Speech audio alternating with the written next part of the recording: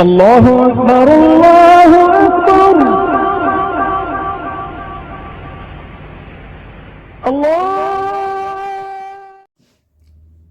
اچھا سر، میں یہاں ایک اور میرے بعض ذہن میں آ گئی کہ ایک خاتون ہے کوئی لاہور کی جو ہے ثنا نامی، اس نے نبوت کا دعویٰ کر دیا۔ ابھی یہ دیکھیں کہ یہ کیا ہو رہا ہے ہمارے ملک میں۔ اعوذ باللہ من الشیطان الرجیم، بسم اللہ الرحمن الرحیم۔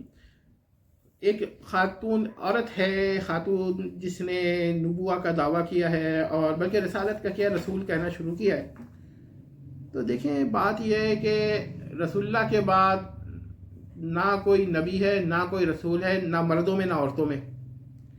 اب اس طرح کے دعوے کرتے ہیں، خواب میں نبوہ مل گئی، یعنی ایک طرح کی لیسر نبوہ مل گئی یا لیسر وحی ہو گئی، یعنی ہائر وحی کے بجائے لیسر وحی ہو گئی کہ چھوٹی وحی بن گئی کہ بھئی یہ ان کو ہو گیا ہے۔ تو یہ غلط ہے، رسول اللہ کے بعد اس طرح کی بات نہیں ہے۔ اب یہاں کشف و الہام کا ایک قواعد معلوم ہوا ہے کہ کشف و الہام جو ہے یہ بھی ایک طرح کے کیا کہتے ہیں نا، اسی صورت میں ایکسیپٹڈ ہیں جب یہ قرآن و حدیث کے خلاف نہ ہوں۔ اگر قرآن و حدیث کے مطابق بھی ہوں تو آپ چاہیں ان کو مانیں، چاہیں آپ ان کو مسترد کر دیں، یہ کوئی آپ پر حجت نہیں ہے۔ لیکن جب یہ عقائد کا معاملہ آتا ہے تب تو جہاں کوئی کہے کہ اس کو نبوہ ملی ہے، کوئی نبی آیا یا خدا نے ڈائریکٹ بات کی، یہ تو پھر سراسر عقائد کے خلاف ہے۔ تو ایسے کشف و الہام یہ صرف انسان کو ٹیسٹ کرنے کے لیے ہوتے ہیں اور یہ حقیقت نہیں ہوتی، یہ حاطف ہوتا ہے، وہ اس طرح کی باتیں کر دیتا ہے اور یا خواب میں دیکھ لیتے ہیں۔ اصل میں بات یہ ہے کہ خواب میں آپ چند چیزیں ایسی دیکھ لیتے ہیں جس پر آپ یقین کر لیتے ہیں، خواب پر یقین نہیں کرنا چاہیے، صرف احتمال کے درجے میں، بشرطے کہ وہ عقائد کے خلاف نہ ہو۔ تو جو مانتا ہے مان سکتا ہے، لیکن ہم تو کہتے ہیں کہ اس پر عقائد نہیں بنیں گے۔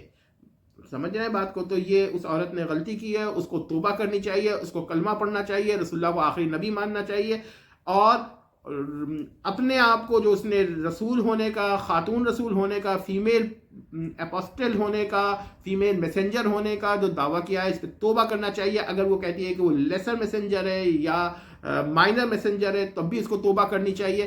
کسی طرح کی یہ بات نہیں ہے، اس کو توبہ واجب ہے۔ لوگ تو اس کو پر فتوے بھی لگا رہے، فتوے تو لگیں گے، ظاہر ہے کہ اس نے دعویٰ اتنا ناپاک کیا ہے، لیکن ساتھ میں اس کو کوئی یہ نہیں کہہ رہا کہ بھائی تم توبہ بھی کرو۔ ایک اس کو آپشن دے کہ بھائی کلمہ پڑھو، توبہ کرو۔ سجا نے بھی دعویٰ کیا تھا رسول اللہ کے وصال کے بعد، وصال شریف کے بعد نبوہ کا، تو وہ بعد میں توبہ بھی کیا اور وہ بہت اچھی متقیہ بھی بنی۔